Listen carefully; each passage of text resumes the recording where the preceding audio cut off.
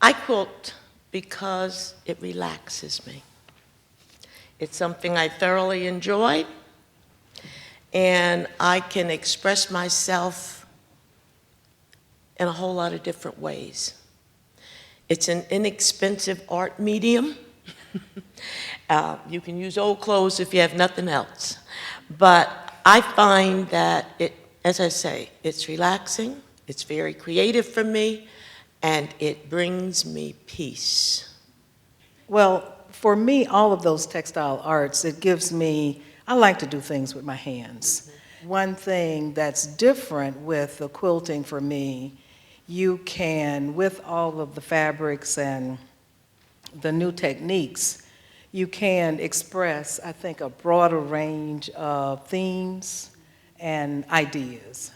Quilts have always responded to a particular environment. And I think like the quilts that you see among the African American quilt circle, you will see that they are responding to today's environment, like the story quilts, the narrative quilts. I mean, you know, a child is killed, Black Lives Matter, issues around that tradition of having quilts to express stories, to express love. I mean, even if you go back to days of enslavement, even though people may not have been doing narrative quilts per se, they were taking pieces of scraps or fabric that were significant to them and including those in the quilts. And every quilt tells a story, regardless of whether it's intentional or unintentional. There is a story there. One time someone said to me, "Why are your quilts so sad?" And I never thought they were sad, but I think what she was trying to say to me is that they touched on an emotion that I think sometimes we don't want to touch on.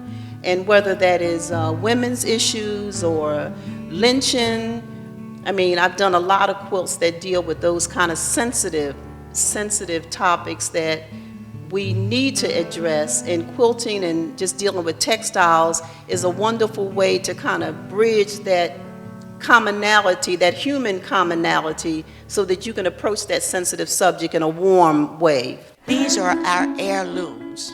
We didn't have sums of money or big houses or anything else to pass on to children. It was the very simple, simplistic things.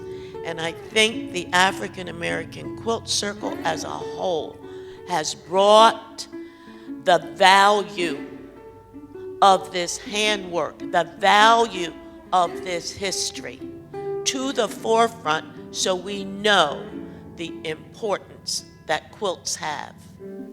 You have to ask yourself, why do you make a quilt? And I don't propose to make a quilt to answer everybody or anybody's question. I would like to think that a quilt that has some political connotations, or whether subversive or whatever, to encourage you to think about it and to go do your own research and to explore more on your own. It's about sparking a conversation. It's not about you looking at it and you deriving all of the answers. That's not the purpose of why someone may make a quilt like that. And that's what I do. It doesn't matter at all if anybody says anything about that quilt, or like it or dislike it. It's more about me expressing what is important to me in my heart and my feelings about a situation. And if I can attract someone's attention to that topic, that's the gravy or the icing on the cake. I'll put it that way.